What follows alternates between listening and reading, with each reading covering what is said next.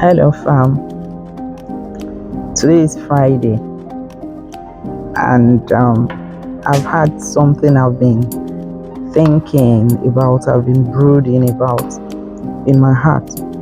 And when I joined Ecclesia Identity School this morning, Pastor Shala Akinwale said something that resonated with me because it's something I've been thinking about. I had meeting with some young people, and one of the questions that stood out for me was the girl asking, what about if I feel comfortable with the person I'm dating, despite the fact that the person is not doing well, like he's not meeting up with what I want, my values in a sense, and I'm trusting God that the person will change and I can go on to marry the person. Of course, it's a long conversation. We went off talking about different things and why that is not the right thing to do. But listening to Pastor Shola this morning talk about conscience, building our conscience, nurturing our conscience, because that is the seat of decision making. I just felt I should drop in here and say something about that. Our conscience is put in us by God. And when we get born again, when you turn away from sin and you decide to give yourself to God, you have to do renewal of the mind. It's what is expected, because is what will help you get rid of the sin nature and begin to live right, begin to do things right. And it's a gradual thing that you do. So it's like nurturing a baby, and the baby is growing. Today the baby can take one step, tomorrow it can take 2 steps, and after a while the baby can run. So at that time your conscience is mature, growing, and you're renewing things. Of course, nobody is perfect. I equally am working on myself, and so I get better. But the thing with the conscience is supposed to be the filter through which you see the world and see everything. So if you don't spend time to develop your conscience right, it means the filter will be murky, it will be dirty. So things that will pass through the filter cannot be clean, which is what is happening with the young girl that is asking that question. If she can compromise, the person can change when they are dating and marry. No, it doesn't work like that, because you can't take the responsibility of someone changing on yourself. You have to change yourself. Set up your goals, set up your principle, what you want to live with, put in your boundaries, and have people respect that. Not you creating boundaries for other people and expecting them to live. No, not so. You create your boundaries, you live with that. So anyway, what I want to talk about is our conscience. Why it is important for you to develop your conscience. If you do nurture your conscience, that you're training your conscience to do what is right, and when it is wrong, you accept that this is wrong, I won't do it again, your conscience will begin to be a good decision making ground for you.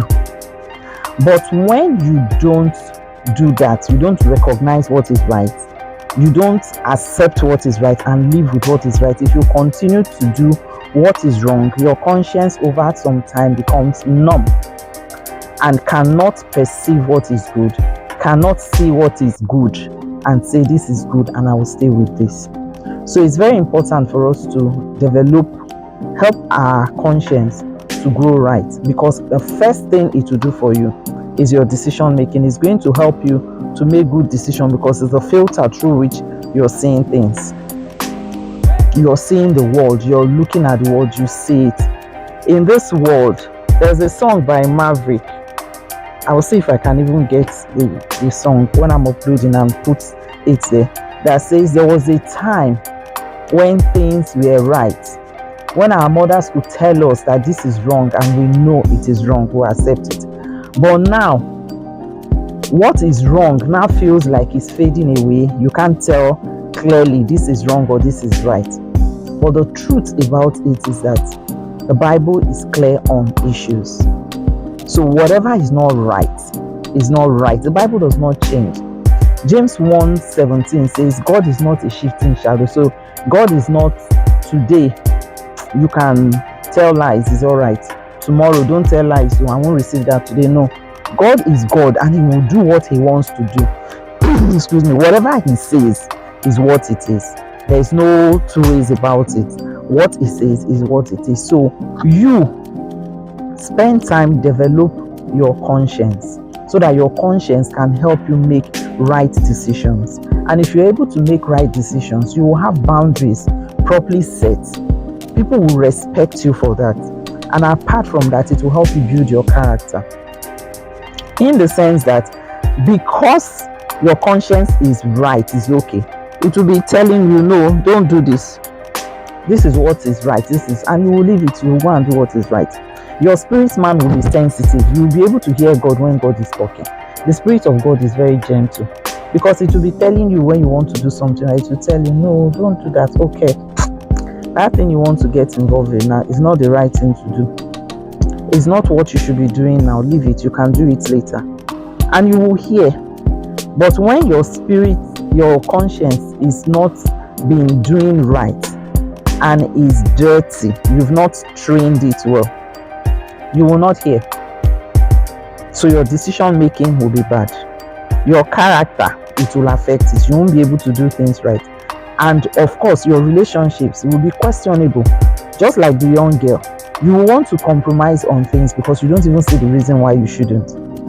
If you're in a relationship that is supposed to lead to marriage, you're supposed to lead to marriage, and the man raises his hand to slap you, and you make an excuse for him that you angered him, that is why he slapped you. You are not well now. You need therapy because you're traumatized. And there's actually something called trauma bonding. So you're traumatized and you're drawn to the person who is making you go through pain. You're traumatized, so you're trauma bonding. That's what that means. That somebody will raise his hand and slap you, or raise his voice, shout and hit you, and you just feel it's okay. Because the truth is, marriages that fail don't fail in the marriage. The signs were there and they were ignored. So by the time you marry, they become magnified, and then they become a problem that you cannot handle, and it will not lead to divorce. They are not new. For you in a relationship and the person slaps you, you don't see it as anything, and you tell yourself, I'm the one that angered him, is because I said something, that was why he did. No, there's nothing you will say that will make him slap you, because if he says you said something, and when you are on the road and you see policemen on the road and they tell you, calm down, didn't you hear when I say you should park, and this is enough to make you angry. Or you don't come down from the car and slap the policeman for talking to you rudely, or telling you to park, or having to check your papers when he's not supposed to check your paper. You comply. Why? Because he has a gun and is a person that is acting in authority. So you comply. You will not do anything otherwise. You just want to obey him and go. So if you have anger problem and you feel, I cannot control my anger, I was angry, that's why I did that, then let me see you slap policeman that offends you, or someone else. So the fact that you can control yourself when you see a policeman means you can control your anger. There's nothing like, when I'm angry, I just like to say my mind, I just like to say, no, you lack self-control. And self-control is a virtue. That's something my 5-year-old son told me many years ago, and I froze when he told me that. A friend reminded me of that sometime, some weeks back when we had a program, and she was talking about, I said, oh, it's true.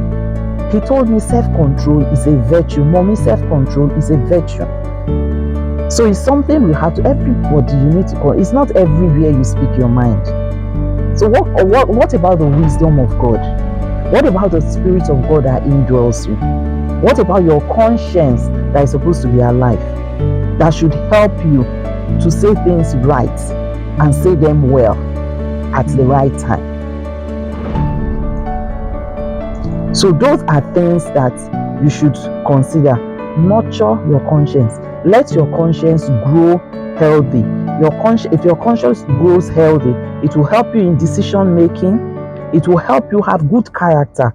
Your character will be good. It will help your relationship with people because it will be defined, and you will not be considering what is not right and what is wrong. You don't even know what it is. But above all, you will have inner peace. When your conscience is right, you will have inner peace because you will do things right. You will have inner peace.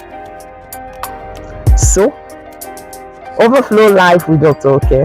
I just dropped in to let you know today that in this weekend that we're getting into, enjoy yourself. Allow your conscience to grow. Develop your conscience. Surround yourself with the right people. If you're moving with 6 foolish people, you will be the 7th foolish one. If you're moving around with wise people, you will be the next wise person. So take time. Don't just do things because you want to just. No. But above all, grow your conscience. Nurture your conscience, right? So that your conscience can help you. When you train your conscience well, your conscience will help you make good decisions.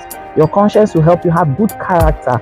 Morally, you do well. Your conscience will help you have good relationship, well-defined relationship, and above all, you will have inner peace. Have a lovely weekend. This is Dr. Okay of the Overflow Life. Bye.